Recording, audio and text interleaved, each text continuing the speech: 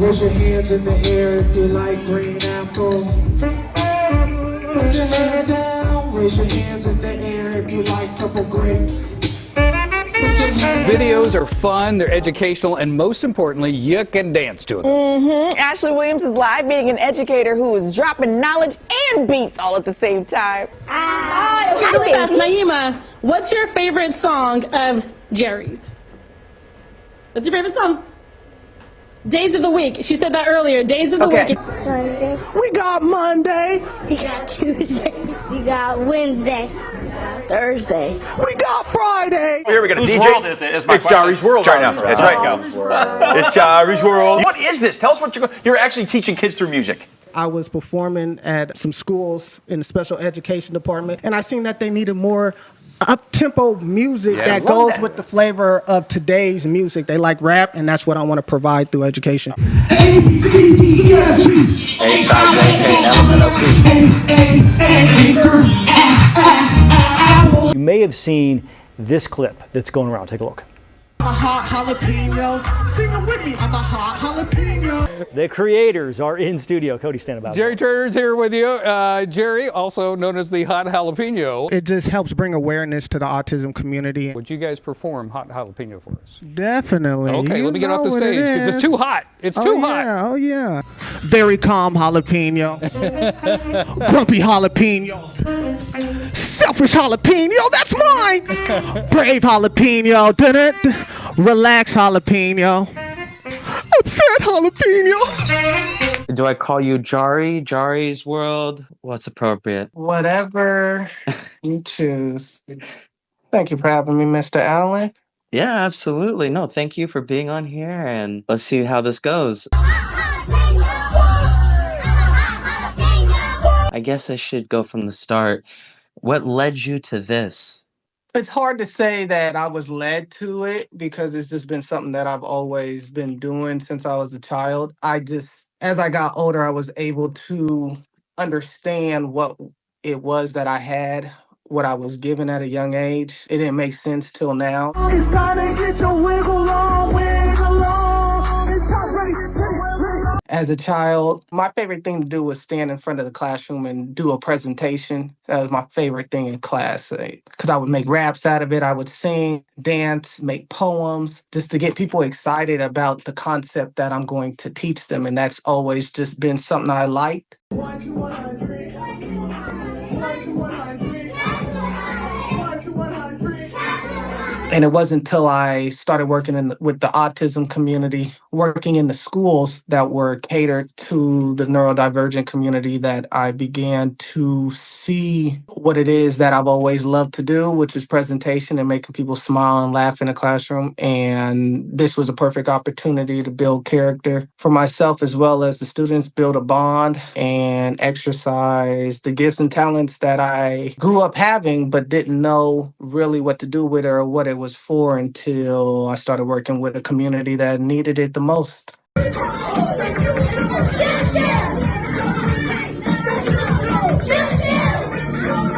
I was doing this back in 2019, 18. I didn't have the character.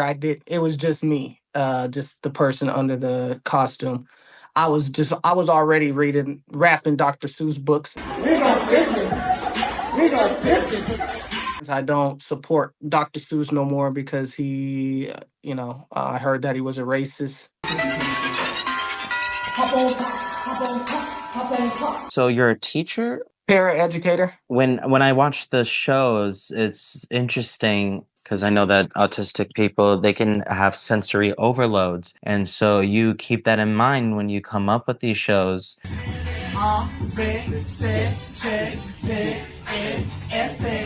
Could you let us know how you come up with the shows? Like what you keep in mind as you design them? I keep in mind the voice level, how I speak to them, how I present my message. It's all about energy and feeling and spirit when it comes to working with the neurodivergent community. So I always just keep that into play, and the sensitivity and how you speak how your voice projects. Mhm. Just all plays a key point to when I make videos and I do performances. I've seen your music and some music videos you have outside of your character, and it's very clear that you're very talented. She copied every move I did, she a little cheater. That's what happens when your dick is longer than the female. Close the door, lock out your pops, let the beats begin. About 10 minutes later and we did it again.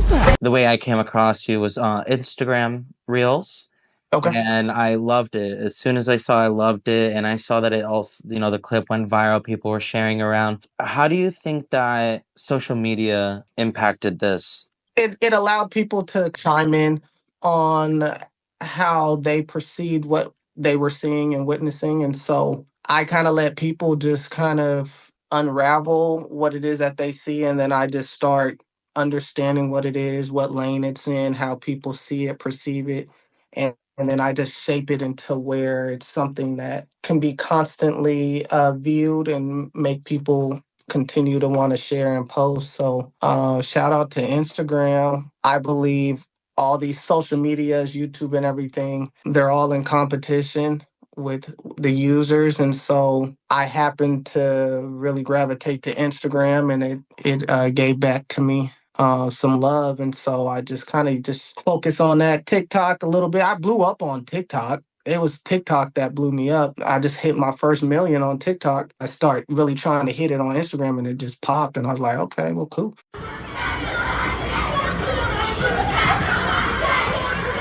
Okay, how have these shows evolved over time? I think when I was scrolling through your Instagram, I noticed you started adding bubbles. Is it because you're exploring, you're discovering new things as you do this show? How has it evolved?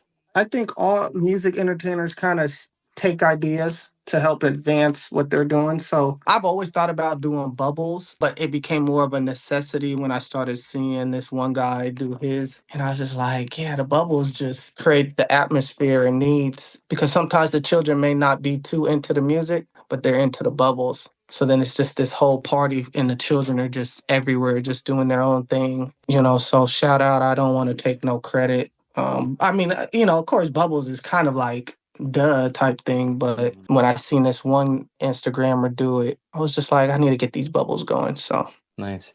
When you do this kind of thing, I'm sure you learn some do's and don'ts. If someone wanted to do something like you're doing, what advice would you give them? golly, if you're trying to make money off of it, don't do it. Cause it can be pretty gruesome and tiresome. But if you really have the heart to just do it and you may never get paid, then do it and bring out whatever character. When I go to random parks and places that people aren't expecting me, I leave a distance so that there's an option. So I'll hide behind a gate and just perform, because the first thing people are thinking is, oh, who's this guy? So I'm always playing chess when it comes to doing this of how to prevent any weirdness going on. So I'll hide behind the gate, play music, and people hop over the gate or they'll look through the gate and it's just me playing. And I make sure I have enough equipment so that people know like, oh, he's not out here he just really has like everything to where my child can be safe around because he has all this stuff versus just one thing and then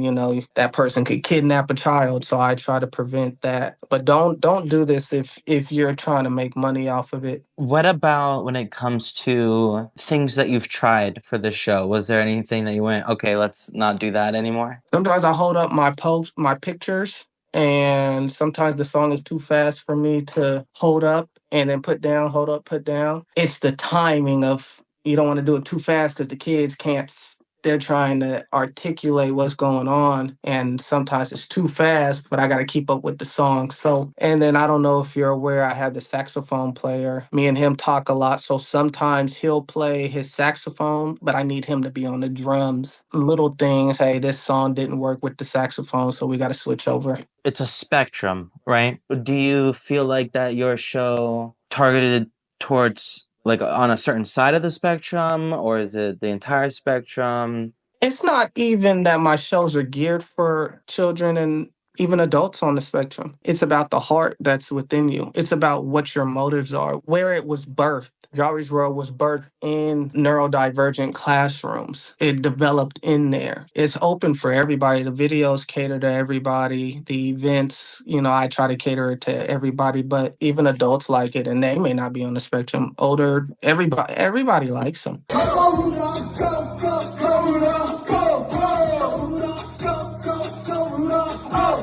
If I had to choose between, there's a neurodivergent event going on and there's 10 children, but there's this big old Coachella event across the street and there's thousands of people, I'm going to the one with the neurodivergent, with the 10 children. That's my foundation.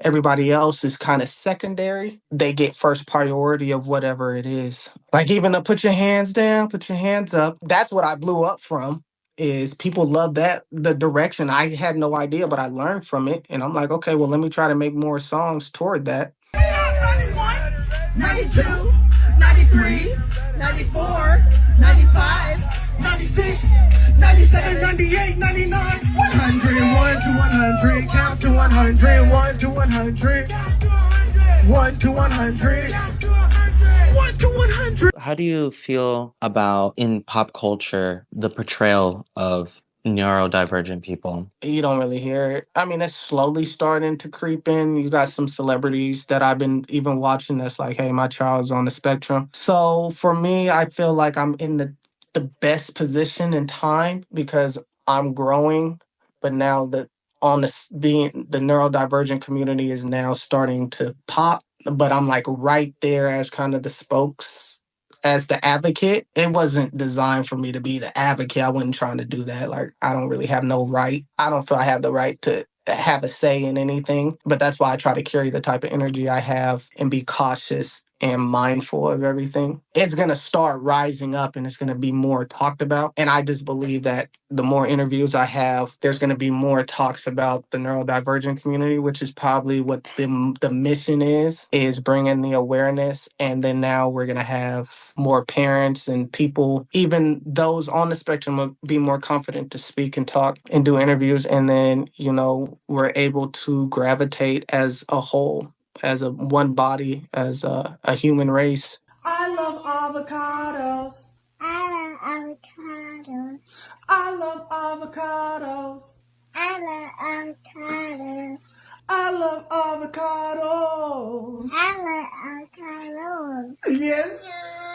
I heard 1 out of 2 children by 2030 are going to be on the spectrum. I think we all are on the spectrum in some way. I had a learning deficiency for real, and it killed my confidence growing up. And so now I just channel all that energy as a child, and it's rebirthing something that I can give, that I'm giving back.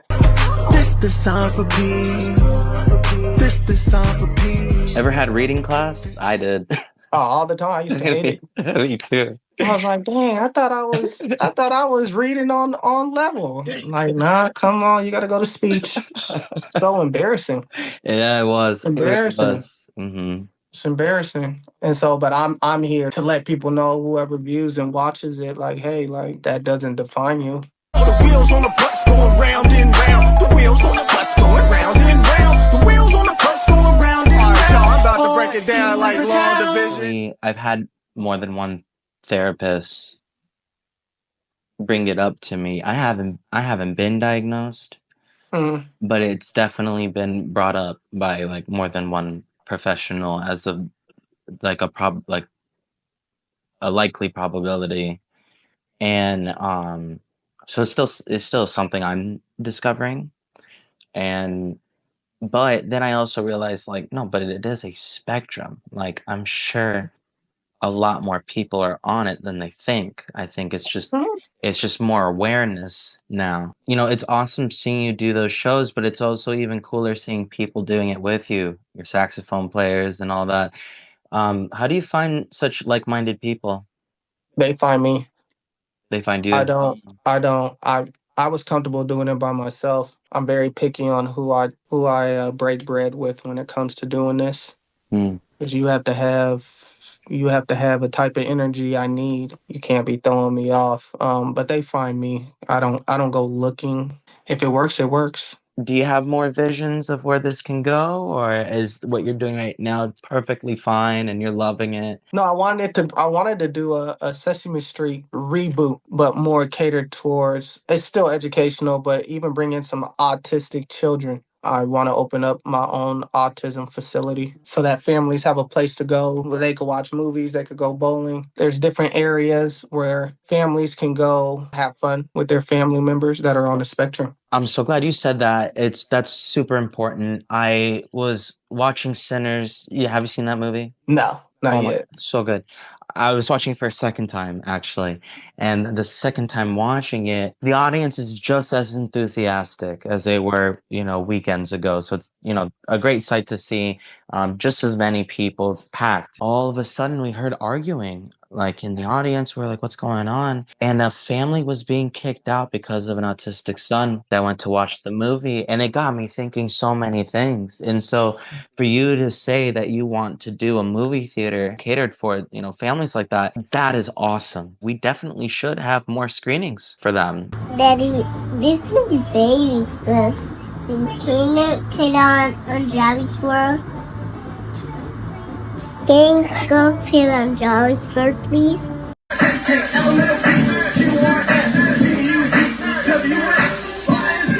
If people come across your stuff or even this interview and they get inspired and they want to do their part, you got any advice? When you leave this earth, don't take your talents with you. Leave all your talents here. If you got something that's so built up in you, you're only really hurting yourself, regardless support or not. I had this passion of I just love what I do. I love entertaining.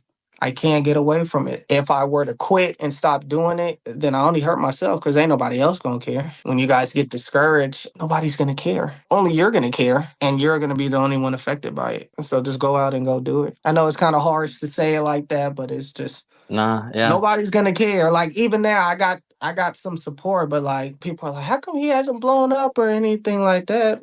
People either my time hasn't officially came yet, it's getting there, but you can see that people don't really care unless it's really tied into their life. But you could be doing good stuff and ain't nobody gonna care because we live in a world that is ruled by evil. So it's gonna be hard to do positive things. So positivity isn't gonna flourish as much. Iowa, I wanna take a dive in the Mississippi River. Jackson, M-I, crooked letter I, crooked letter I, hunchback, I. Yeah, I'm definitely grateful for your positivity and the light that you shine, the aura that's around you, that you spread out there. I'm very thankful for it. And I do find your stuff to be inspiring. So thank you so much for being on my show, Jahri. And yeah, that's a wrap.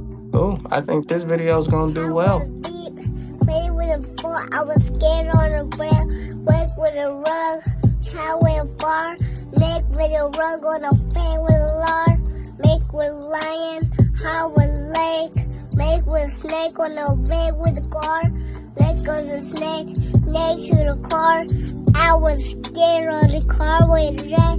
Make with a snake on the car. Make with a snake on the car. Make with a snake on the car.